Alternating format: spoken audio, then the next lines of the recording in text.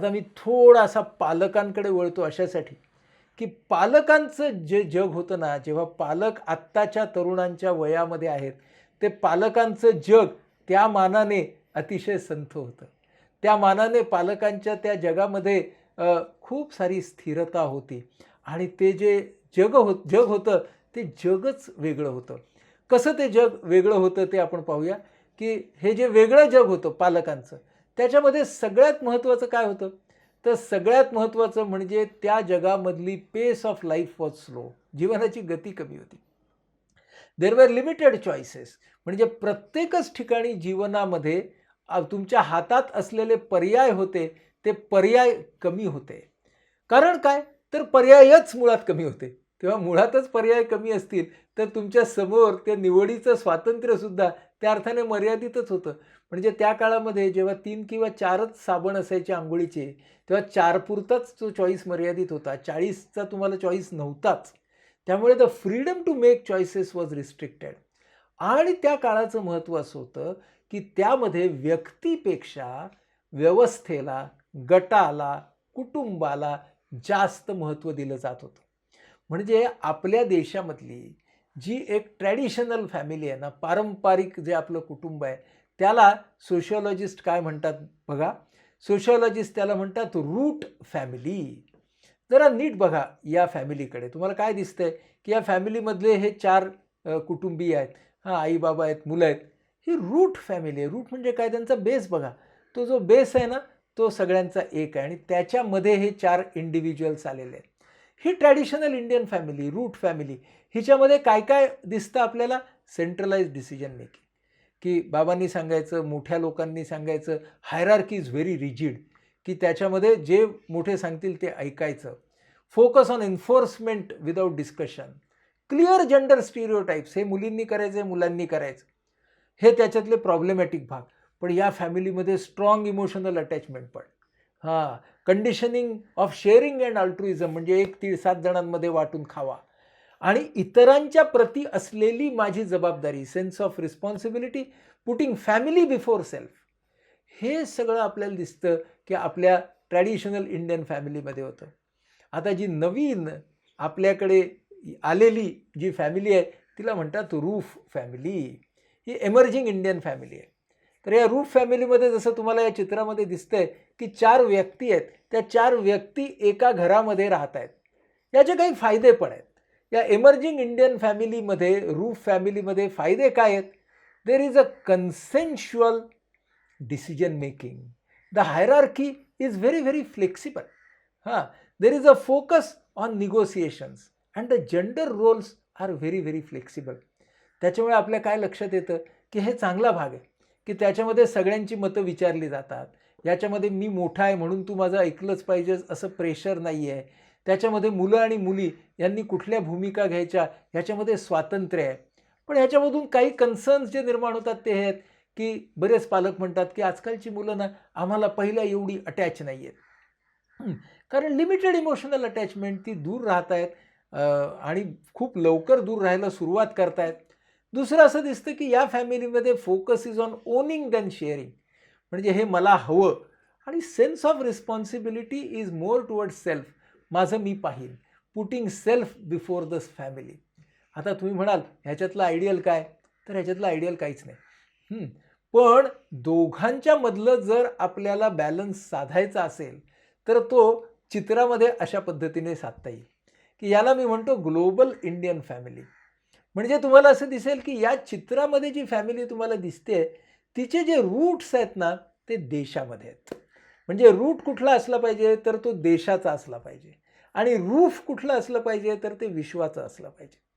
म्हणजे तो मोकळेपणा जो आहे, विचारांचा मोकळेपणा, ज्ञान घ्यायचा मोकळेपणा हा जगाकडून मिळवायला पाहिजे आणि तो माझ्या मातीमध्ये माझ्या देशासाठी कसा वापरायचा, हे माझं रूटचं इन्क्लिनेशन असलं पाहिजे. लक्षात घ्या, रूट म्हणजे जाती नाहीत, धर्म नाहीत, कुठलेही भेद नाहीत. जाती म्हणजे माझा वारसा. या ग्लोबल इंडियन फॅमिलीमध्ये दोन्ही आपल्याला कदाचित ॲडव्हांटेजेस रूटचे आणि रूफचे घेता येतील का? की ज्याच्यामध्ये एका बाजूने कॉन्सेन्शियल डिसिजन मेकिंग असेल, ज्याच्यामध्ये स्त्री पुरुषांच्या भूमिका ह्या अत्यंत ताठर नसतील, ज्याच्यामध्ये प्रत्येकाची दुसऱ्यामध्ये असलेली भावनिक इन्व्हॉल्वमेंट ही विवेकनिष्ठ असेल, रॅशनल असेल, आणि ओनिंग आणि शेअरिंग म्हणजे मला काय हवं आणि मी दुसऱ्याला काय देणार ह्याच्यातला एक बॅलन्स असेल, जिथं त्या व्यक्तीला स्वतःचे इमोशनल इंटरेस्ट आणि emotional interest of the significant others हे दोन्ही मॅच करता येतील. हे कदाचित स्वप्न आहे, पण असा बेंचमार्क असणं ही गोष्ट फार गरजेची आहे. आणि असं जर आपल्याला करायचं असेल तर या ग्लोबल इंडियन फॅमिलीच्या समोरचं चॅलेंज काय काय असणार आहे बघा. हे चॅलेंज असणार आहे ह्याच्यामध्ये सगळ्यात महत्त्वाचं की लाईफस्टाईल ॲस्पिरेशन्स या सगळ्या कुटुंबाला त्याच्यावरती बोलायला लागणार आहे, की एक सदस्य आहे त्याची लाईफस्टाईल अशी, उरलेल्या सदस्यांची लाईफस्टाईलची डेफिनेशन अशी, तर कुठे आपलं एकमत होतं आहे ते तुम्हाला पाहायला लागेल. डिफरिंग लाईफस्टाईल ॲस्पिरेशन्स असल्या तर त्यामुळे कलह जास्त निर्माण होतात. मग काय डिफाईन करावं लागेल तर नीड, कम्फर्ट आणि लक्झरी, माझी गरज काय, माझी सुविधा काय आणि माझी चैन काय, हे आपल्याला पाहायला लागेल. पुन्हा प्रत्येक चॉईस करताना, मग तो करिअरचा असू दे किंवा आयुष्यातला कोणताही असू दे, कुठलाही पर्याय मी जेव्हा निवडेन तेव्हा त्याची एक किंमत मला द्यावी लागणार आहे आणि ती किंमत देण्याची माझी तयारी आहे का? मी कसा बघणार आहे? मी एखादी वस्तू घेताना तिची युटिलिटी बघणार आहे, तिचं सौंदर्य बघणार आहे, का सगळे लोक ती घेत आहेत म्हणजे ती मला घेतलीच पाहिजे असं मी बघणार आहे? माझा ॲटिट्यूड पैशाकडे बघण्याचा कसा असणार आहे? माझा ॲटिट्यूड मीडिया जो आहे, माझ्या आजूबाजूची माध्यमं आहेत, ती माध्यमं मला जे देत आहेत ते मी पारखून घेणार का नाही? मी माझ्या समाजामध्ये माझ्या आजूबाजूला जी सगळे स्टिरिओटाईप्स आहेत त्या स्टिरिओटाईप्सचा नीटपणे विचार करणार आहे का नाही? मला जर विरंगुळा हवा आहे, मला जर एंटरटेनमेंट हवी आहे, तर त्याचं नातं मी माझ्या विकासाशी साधणार की नाही?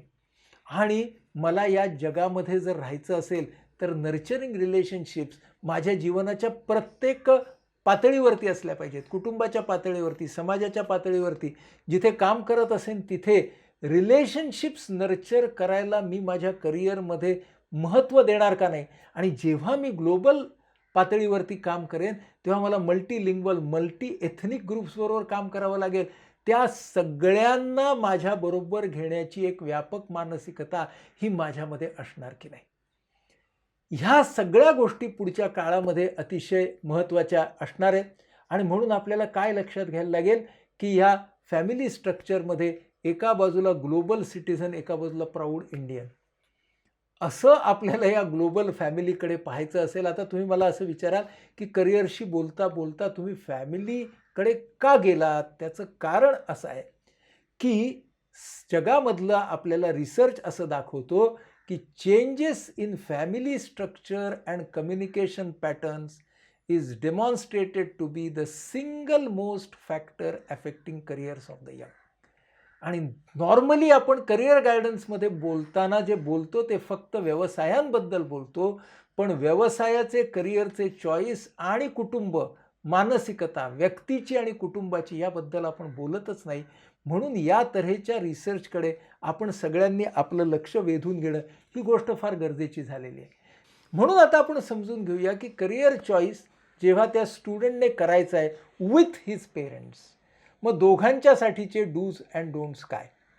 तर generating choices through awareness of. आता आपण लक्षात घेऊ, थोडंसं महत्त्वाचं आहे पण हे पायाभूत आहे, हे आपल्याला हे सार्वकालिक आहे, म्हणून ते आपल्याला डोक्यात घेतलं पाहिजे. तर आम्ही असं म्हणतो की करिअर चॉईस जो आहे ज्याच्यासाठी 4 प्रकारचा अवेअरनेस हवा. त्यातलं पहिलं आहे इंटेलिजन्स म्हणजे बुद्धिमत्ता. आता बुद्धिमत्तेची पूर्वीची आपली जी व्याख्या होती ती व्याख्या अतिशय मर्यादित होती. ती कशावरती अवलंबून होती की लॉजिकल कपॅसिटी किती, मॅथमॅटिकल ब्रेन किती चालतो, म्हणजे आमच्या सगळ्यांच्या ज्या परंपरागत IQ टेस्ट आहेत त्यासुद्धा त्याच्यावरतीच आधारित होत्या. पण आता आपण असं म्हणतो की मल्टिपल इंटेलिजन्स, 50-60 प्रकारचे इंटेलिजन्स आहेत जगामध्ये. म्हणजे काही माणसं ही माणसांबरोबर इंटेलिजंट असतील, काही माणसं वस्तूंबरोबर, काही यंत्रांबरोबर, काही सुरांबरोबर, काही फॉर्म्स बरोबर. So there are many types of intelligence. एकच तऱ्हेची बुद्धी नाही आहे, बहुरंगी बुद्धी आहे. म्हणून आपल्याला या बुद्धीचं महत्त्व आणि आपल्या विद्यार्थ्यामध्ये पालकांनाही लक्षात घेतलं पाहिजे की माझ्या मुलाची बुद्धिमत्ता ही फक्त पढीक आहे का, माझ्या मुलाची बुद्धिमत्ता ही बुकिश आहे का. अनेक वेळेला मी पाहतो की प्रॅक्टिकल इंटेलिजन्स असलेली मुलं असतात. माझ्याकडे येणारा एक मुलगा असा होता की जो 10वीच्या गणितामध्ये सलगपणे नापास होत होता, पण उत्कृष्ट तबला वाजवायचा. म्हणजे तबल्यातलं गणित त्याला फार सुंदर कळायचं. म्हणजे तबल्याच्या बाबतीत तो अत्यंत इंटेलिजंट होता आहे. म्हणजेच इंटेलिजन्सच्याही मर्यादित व्याख्येमधून बाहेर पडून बुद्धिमत्ता ही कुठल्या मुलामध्ये कुठल्या प्रकारची आहे ते लक्षात घेणं. ह्या प्रत्येक एक मोठा विषय आहे, पण मी आज तुम्हाला फक्त ते एरियात सांगतोय. त्याच्यानंतर येते पर्सनॅलिटी, की एखादा मुलगा एक्स्ट्रोवर्ट आहे का इंट्रोवर्ट आहे ह्याचा त्याच्या करिअरशी खूप संबंध आहे. कारण तुम्ही बघाल की प्रत्येक पेशामध्ये सुद्धा, म्हणजे अगदी तुम्ही वकिली पेशा घ्या, तर वकिली पेशामध्ये सुद्धा there is a barrister, there is a solicitor. म्हणजे जो केस चालवतो तो एक्स्ट्रोव्हर्ट असतो, जो केस तयार करतो तो सॉलिसिटर इंट्रोव्हर्ट असतो. म्हणजेच प्रत्येकानं तुम्हाला असं दिसेल की प्रत्येक ठिकाणी या तऱ्हेचं एक्स्ट्रोव्हर्जन इंट्रोव्हर्जनचं बॅलन्स पण आहे. तुम्ही हॉस्पिटॅलिटीमध्ये जा, हॉस्पिटॅलिटीमध्ये जर तुम्ही गेलात तर तुम्हाला फ्रंट डेस्क आहेत ते एक्स्ट्रोव्हर्ट असतात, पण हाऊसकीपिंगला ना जितका इंट्रोव्हर्ट असेल तितकाच चांगला. म्हणजे प्रत्येक क्षेत्रामध्ये सुद्धा तुमच्या पर्सनॅलिटीप्रमाणे एक्स्ट्रोव्हर्जन इंट्रोव्हर्जन हे मी सध्या एकच उदाहरण घेतलं, पण त्याप्रमाणे सुद्धा तुमचा वाव हा वेगळा वेगळा वेगळा असू शकतो. तुमच्या बुद्धिमत्तेप्रमाणे, म्हणजे एखाद्याची बुद्धिमत्ता असते ती खूप स्ट्रक्चर्ड असते, कॉन्क्रीट असते, म्हणजे तो स्ट्रक्चरल इंजिनियर होऊ शकतो. एखाद्याची बुद्धिमत्ता असते ती थोडी ॲब्स्ट्रॅक्ट असते, तो आर्किटेक्ट होईल, तो लँडस्केप डिझायनर होईल. दोघांना शेवटी एकत्र येऊन काम करायचं आहे. म्हणजे इंटेलिजन्स, पर्सनॅलिटी, त्याच्यानंतर आहे ॲप्टिट्यूड. ॲप्टिट्यूड म्हणजे काय, तर ॲप्टिट्यूड याचा अर्थ असा की एखाद्याला एखादी गोष्ट ही किती पटकन जमते, हां, त्याच्यामध्ये येते ॲप्टिट्यूड. म्हणजेच काय, basic skill leaning of a person, prompting quick learning. Aptitude याचा अर्थ असा किती पटकन माणूस शिकतो. म्हणजे एखादा गायक असेल तर गायनातले सर काय बघतात, ही चाल या मुलाच्या गळ्यावरती किती पटकन चढते, त्याला ॲप्टिट्यूड म्हणतात. की एखाद्याने ब्रश घेतला आणि रंग असे मारले की अरे क्या बात है, म्हणजे काय, त्याला ॲप्टिट्यूड आहे. आणि ॲप्टिट्यूड असली तरी त्याला त्या बाबतीत इंटरेस्ट असेलच असं नाही. इंटरेस्ट म्हणजे क्षमता आहे, ॲप्टिट्यूड म्हणजे क्षमता, पण इंटरेस्ट म्हणजे आवड. म्हणजे आवडही पाहिजे आणि क्षमताही पाहिजे. म्हणजे अरे तू किती सुंदर चित्र काढतोस, हो का, ठीक आहे, मग मी ती पास टाईममध्ये काढेन. हां, म्हणजे त्याला त्यात इंटरेस्ट नाही आहे. म्हणून इंटरेस्टची व्याख्या बघा, an instinct to belong and get involved in the choice. ते बिलॉंगिंगनेस जेव्हा त्या चॉईसबरोबर येतं त्याला आपण इंटरेस्ट म्हणतो. म्हणजे आता तुमच्या असं लक्षात येईल की इंटेलिजन्स, पर्सनॅलिटी, ॲप्टिट्यूड आणि इंटरेस्ट हे 4 खांब विद्यार्थी आणि पालक या दोघांनी लक्षात घेतले पाहिजे. मग हे लक्षात घेऊन डूज अँड डोंट्स पुढचे येतील की कन्व्हेन्शनल आणि एमर्जिंग चॉईसेस काय आहेत यांची कंपॅरिझन करा. की कन्व्हेन्शनल चॉईसने मी गेलो तर धोका काय आणि मोका काय, एमर्जिंग चॉईसने गेलो तर धोका काय मोका काय. कन्सिडरेशन ऑफ फॅमिली रिसोर्सेस, की माझं कुटुंब मला किती प्रमाणात मदत करू शकतं. तिसरी गोष्ट फार महत्त्वाची, फिजिकल हेल्थ, जी विद्यार्थी बऱ्याच वेळेला लक्षात घेत नाही, की आपल्याला जर एखाद्या ठिकाणी शिकतानाही खूप श्रमाचं काम करायचं असेल तर आपल्या शारीरिक तब्येतीची काळजी आपण ॲक्टिव्हली घेणं ही गोष्ट किती महत्त्वाची. मग gathering information about favoured choices, त्याच्यासाठी मी असं सुचवेन की त्या कुटुंबानं, म्हणजे त्या विद्यार्थ्यानं पुढाकार घ्यावा, त्याच्या पालकांनी त्याला पाठिंबा द्यावा, एक पर्सनल डेटाबेस तयार करावा. या पर्सनल डेटाबेस कसा तयार करायचा करिअर चॉईसेसचा, internet, reading, talking to professionals, making a project. मला जी करिअर करावीशी वाटते त्याचा प्रोजेक्ट मी जर स्वतः तयार केला, त्या क्षेत्रातल्या लोकांना भेटून, त्यांच्यावरच्या फिल्म्स बघून, त्यांच्या बायोग्राफीचा अभ्यास करून, हे जर मी सगळं केलं तर त्याच्यातून मला माझा चॉईस करायला मदत होणार आहे. मग काय करायचं की जे माझे फेवर्ड चॉईसेस आहेत त्याच्यामध्ये त्याचे मेरिट्स आणि डिमेरिट्स काय, धोका काय मोका काय, असं करून, समजा चॉईसेस हे अनेक आहेत, मग अल्टरनेटिव्ज हे 3 पर्यंत करायला हरकत नाही. समजा 5 ते 6 चॉईसेस आहेत, 2 ते 3 अल्टरनेटिव्ज आहेत, आणि मग प्रायोरिटायझिंग द अल्टरनेटिव्ज, की मग माझ्याकडे हा plan A, plan B, plan C, निदान 3 प्लॅन्स आपल्याला ॲक्शन प्लॅनसाठी किमान 3 प्लॅन्स असले तर ते फार बरं पडेल. आजकालच्या जगामध्ये एकच प्लॅन आपण घेऊन गेलो, परिस्थितीच खूप बदलली, तर असं व्हायला नको की माझ्याकडे वाटच नाही. म्हणून तिथे फ्लेक्सिबिलिटी येईल की एकच प्लॅन नको, ॲटलिस्ट 3 अल्टरनेटिव्हज. पुन्हा एका प्लॅनमध्ये सुद्धा अल्टरनेटिव्हज पाहिजे. इथे मला नाही हेडवे मिळाला तर इथे, नाहीतर इथे, नाहीतर इथे मी काय काय बदल स्वतःमध्ये करेन. ही गोष्ट या काळामध्ये फार महत्त्वाची राहणार आहे. आणि म्हणूनच पुढे आपल्याला बिलीफ्सकडे यायला पाहिजे की मी जेव्हा when I am analysing all my alternatives, काय काय गोष्टी आपल्याला बाजूला किंवा त्याचा विचार करावा लागेल. की आत्तापर्यंत असं आपण म्हणत होतो की ना ह्या करिअर्स मुलांसाठी आहेत, या करिअर मुलींसाठी आहेत. बहुतेक आता ते राहिलेलं नाही, पण मनामध्ये ते राहिलं आहे. म्हणजे अनेक पालक असे येतात की अजून ना आमची मुलगी आहे हो, म्हणजे मग तिने कशाला घ्यायची ही करिअर. म्हणजे आपल्याला ना त्या सिरियलमध्ये वगैरे बघायला आवडतं बरं का, की फ्लाइंग ऑफिसर झालेली आहे आणि ती तिथं गेलेली आहे, हे सिरियलमध्ये बघायला आवडतं. पण लगेच घरातल्या मुलीला सांगितलं जातं की हे तुझ्यासाठी नाही आहे, ते फक्त सिरियलमध्ये. म्हणून अजूनही आपल्या समाजामध्ये मुलांच्या आणि मुलींच्या, म्हणजे मुलग्यांच्या आणि मुलींच्या करिअर्स ह्या वेगळ्या आहेत. मोठ्या प्रमाणात हा बिलीफ आहे. तर त्याच्यावरती उपाय म्हणजे माहिती आणि ज्ञान घेणं हाच आहे. पुन्हा सतत लोकांच्या डोक्यात आणि खास करून तरुणांच्याही डोक्यात हा विचार असतो, पटकन पैसे कधी मिळतील. पटकन पैसे देणारी करिअर ही सगळ्यांना आवडते, कोणाला नाही आवडत. हां, पण आपल्याला इझी मनी नावाची जी गोष्ट आहे, त्याच्यामधले जे सापळे आहेत, ट्रॅप्स आहेत, त्यांच्याकडे आपण लक्ष नाही देत.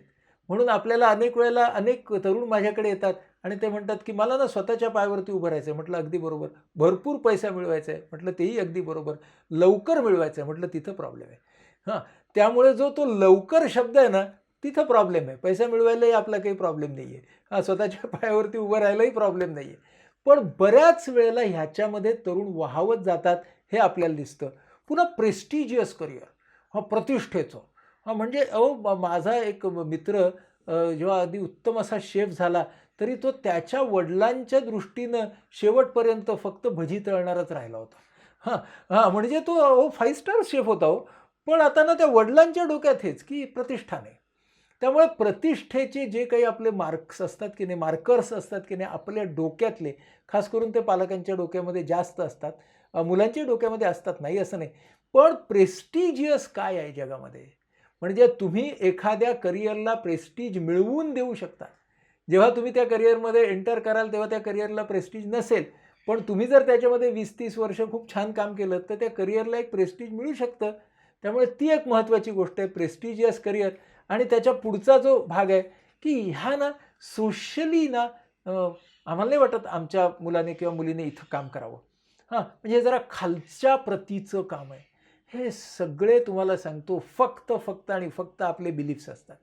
या सगळ्या गोष्टी आपल्या मनामध्ये असतात आणि हे आपले बिलीफ्स विद्यार्थ्यांना करिअर्स चूज करताना कधी-कधी खूप अडसर निर्माण करू शकतात. म्हणून हे आपण डोक्यात घेतलं पाहिजे. म्हणून आपल्याला पुढे जाऊया की find out whether these beliefs are in tune with the changing family and the changing world. हे आपण डोक्यात घेणं फार महत्त्वाचं आहे. आणि त्याच्यावरती बेस्ड मग आपल्याला स्वतःचा ॲक्शन प्लॅन करायचा आणि मग त्याचं एक्झिक्युशन. आत्तापर्यंत सगळं छान होतं, पण एक्झिक्युशनलाच प्रॉब्लेम तयार होतो. मग आपल्याला काय करायचं की मनाची तयारी करायची की माझा प्लॅन ए मधला समजा प्लॅन ए, हां, हा फेल झाला तर काय? प्लॅन बी फेल झाला तर काय? आणि फेल्युअर याचा अर्थ पार्शली ते माझ्या मनासारखं होईल किंवा पार्शली माझ्या मनासारखं नाही होणार. पण मी एकाच पर्यायावरती भावनिक दृष्टीनं खूप अवलंबून राहणार नाही. मी त्याला जीवन मरणाचा दर्जा देणार नाही. बऱ्याच वेळेला असं होतं की एक करिअर ऑप्शन जर माझ्या मनासारखा झाला नाही ना, तर तो विद्यार्थी किंवा विद्यार्थिनी इतके फ्रस्ट्रेट होतात, इतके डिप्रेस्ड होतात की म्हणतात आता जगण्यामध्येच काही अर्थ राहिलेला नाही. तेव्हा आपल्याला हे लक्षात घेतलं पाहिजे, career is a process. A single alternative can shape it, but it will never make or break it. Career is a process of making many choices and career is never dependent on a single choice. आणि म्हणून आपापल्या ज्या मर्यादा असतील त्या मर्यादांच्या मध्ये आपल्याला काम करायचं आहे, आपल्याला एक्सप्लोअर करायचं आहे, एक्सपेरिमेंट करायचं आहे, पण तेही आपल्या मर्यादेच्या मध्येच. म्हणून आपल्या मर्यादा काय, आपलं स्वातंत्र्य काय, ह्याच्यावरती पालक आणि विद्यार्थी यांचं एकमत होणं हा फार महत्त्वाचा भाग आहे. नाहीतर काय होतं बघा, एखादा पर्याय जर मनासारखा झाला नाही तर दोषारोप सुरू होतात. एखादा पर्याय मनासारखा घडला नाही तर माणसं एकमेकांना तू रिस्पॉन्सिबल असं म्हणायला लागतात. आणि एखादा पर्याय मनासारखा झाला तर ओव्हर कॉन्फिडंट होण्याचीही गरज नाही. बऱ्याच वेळेला अरे मग मी सांगितलं होतं ना, गेला इथे आणि पुढे काय झालं माहिती आहे का? हां, ठीक आहे, जरा पाय जमिनीवरती ठेवा. त्यामुळे आपल्याला एखादा करिअर चॉईस आपल्या मनाप्रमाणे झाला नाही तर मोडून जायचीही गरज नाही, आणि एखादा झाला याचा अर्थ आपले हात आकाशाला लागले असा पण नाही. हे जर आपण लक्षात घेतलं की एका बाजूला ही डायनॅमिक फ्लोईंग प्रवाही अशी सिच्युएशन आहे, आणि म्हणून त्यामध्ये पालक आणि विद्यार्थी यांच्या नेमक्या भूमिका कोणत्या हे आपल्याला आता लक्षात घेणं फार महत्त्वाचं आहे. शेवटी विद्यार्थ्याची करिअर असल्यामुळे त्याच्यामध्ये जे करायचं आहे ते त्यालाच करायचं आहे. म्हणजे एक नेहमीचं उदाहरण मी देतो की त्या विद्यार्थ्याच्या हातात त्याच्या भविष्याचा आणि करिअरचा पतंग आहे, आणि त्याला तो पतंग आकाशामध्ये उडवायचा आहे. आणि पालक जे आहेत ना, ते पाठी फिरकी घेऊन उभे आहेत. त्यांनी मांजा द्यायचा जेव्हा हवा तेव्हा, त्यांनी मांजा गुंडाळायचा, ज्याचा गुंता होऊ नये असं पाहायचं, आणि तो पतंग फडकवत ठेवायची जबाबदारी म्हणजे त्यांची आहे. आता पालक काय म्हणतात ना, हे असं ऐकताना वगैरे पालक एकदम छान ऐकतात, आणि पालकांचं नंतर बाहेर ते सारखं ना त्याला पतंग कसा आम्हाला उडवता येतो, खरं म्हणजे तुला तो उडवता कसा येत नाही, आणि मग ती बॅकसीट ड्रायव्हिंग चालू करतात की आम्हीच उडवणार तुझा पतंग.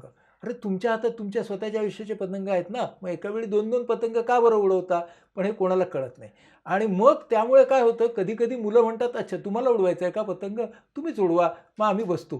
म्हणून ते प्रेक्षकाची भूमिका घेतात. तेव्हा हे आपल्याला होऊ द्यायचं नाही आहे. स्टुडंटचा रोल आहे एफर्ट्स टुवर्ड्स द गोल, आणि पेरेंट्सचा रोल आहे providing support and unconditional acceptance. स्वीकार देणं आणि आधार देणं हेच फक्त पालकांच्या हातात आहे. आणि अशा पद्धतीने जर या टीमचं काम झालं तर ट्रॉफी मिळेल. पण ट्रॉफी म्हणजे काय हो? तर माझ्या मते ट्रॉफी म्हणजे फक्त अचिव्हमेंट नाही. माझ्या मते ट्रॉफी म्हणजे समाधान, आणि समाधानाची ट्रॉफी आहे ना ती शेअर करायची आहे. समाधानाची ट्रॉफी जर सगळ्यांची असेल तर अचिव्हमेंटची ट्रॉफी ज्याची त्याची असू शकते. त्यामुळे आपल्याला डोक्यात घ्यायचं आहे की आपल्याकडे 2 ट्रॉफ्या आहेत. हां, 2 ट्रॉफ्या आपण मिळवू शकतो, समाधानाची आणि अचिव्हमेंट म्हणजे यशाची. तर समाधान जे आहे ना ते आपण सगळ्यांनी एकत्रितपणे त्या प्रोसेसमध्ये आपण जर राहिलो तर आपल्याला जे मिळेल ते समाधान आहे. आणि जर आपण अचिव्हमेंट ती त्याची असू दे की, म्हणजे मुलांच्या अचिव्हमेंटमध्ये पालकांचं समाधान आहे, पण आमच्यामुळे तुम्हाला ती अचिव्हमेंट मिळाली असं म्हणायचं मात्र काही कारण नाही आहे.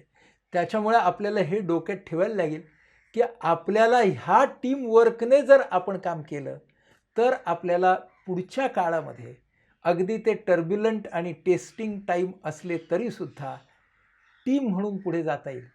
वादळ तर नक्कीच आहे, पण आपण सगळे जर एकत्र असलो, एकमेकांचा सन्मान करत राहिलो तर आपण आपल्या इच्छित स्थळी नक्कीच पोहोचू शकू एक उत्तम टीम म्हणून. त्यामुळे तुम्हा सर्वांना तुमच्या करिअरच्या चॉईससाठी, भावी काळातल्या शॉर्ट टर्म आणि लाँग टर्म चॉईसेससाठी खूप खूप शुभेच्छा. आणि करिअरमधल्या अडचणींसाठी, करिअरमधल्या मार्गदर्शनासाठी आम्ही IPH तुमच्यासोबत सतत राहणारच आहोत. आमच्या बॅचेस सुरू होत आहेत ऑनलाईनसुद्धा आणि ऑफलाईनसुद्धा. त्यामुळे लगेच संपर्क साधा. धन्यवाद.